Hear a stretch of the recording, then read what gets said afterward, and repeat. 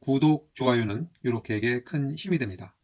오늘은 손자병법 마지막 동영상으로 21세기에 여군이 늘어나는 이유에 대하여 한번 따져 보겠습니다.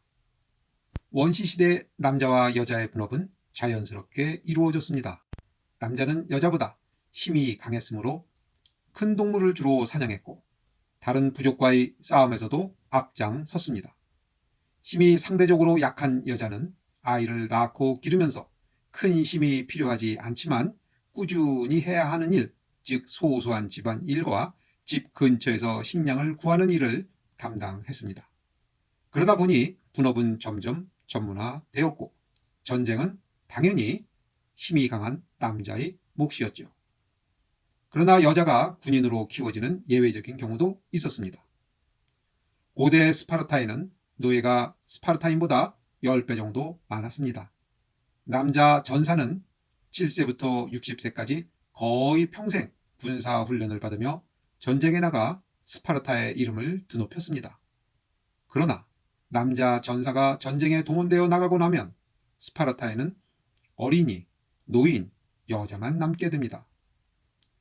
호시탐탐 기회만 노리고 있던 노예의 폭동이 두려웠던 스파르타는 강한 여자 전사를 양성해서 필요시에 노예를 통제하고 스파르타를 안정되게 지켜나갈 필요가 있었던 것입니다.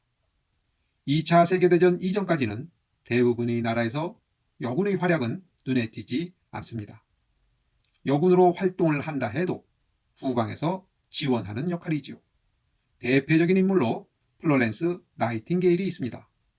영국인 종군 간호사로 크림 전쟁에서 희생적이고 헌신적인 간호 활동으로 유명하고 간호사의 대명사로 알려져 있습니다.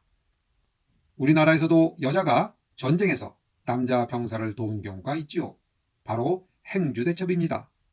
임진왜란 3대 대첩 중의 하나인 행주대첩은 1593년 2월 12일 하루 동안 행주산성에서 벌어진 치열한 방어 전투였습니다.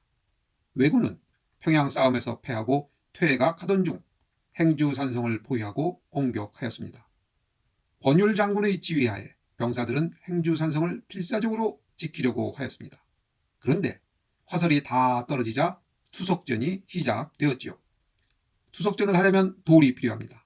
성 안의 부녀자들은 긴 치마를 짧게 만들고 그 짧은 치마로 돌을 날라 투석전에 참여한 병사들을 도왔습니다. 결국 왜군은 도망갔고 행주산성을 지켜냈습니다.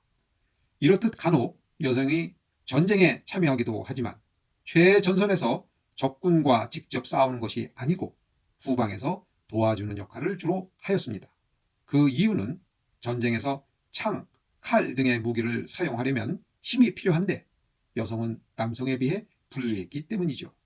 1차 대전 이후 전쟁 무기의 발달이 급속도로 진행되면서 힘이 약한 여성도 군대에서 중요한 역할을 차지하기 시작합니다. 전투기 조종사, 탱크 조종사, 저격수 등 많은 분야에서 여군이 큰 전공을 올릴 수 있게 되었습니다. 세계에서 최정예 부대를 자랑하는 이스라엘에서 남자는 3년, 여자는 2년간 의무적으로 군 복무를 해야 합니다.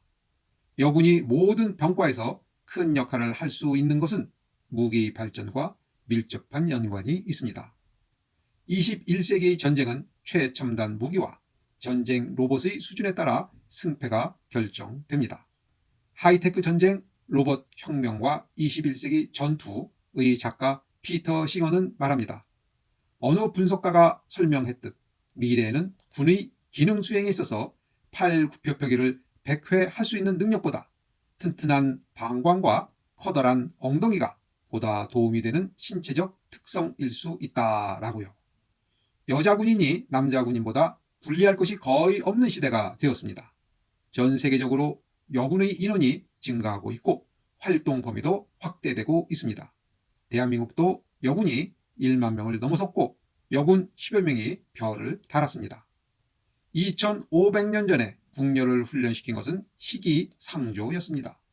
궁녀 여군을 활용하지도 못하고 해산시킬 수밖에 없었던 것은 손자와 합녀 사이 우문우답이 초래한 당연한 결과라고 할 수 있겠습니다. 오늘 방송은 여기까지 하겠습니다. 이것으로 손자병법 동영상 4편을 모두 마치겠습니다. 감사합니다. 이렇게였습니다.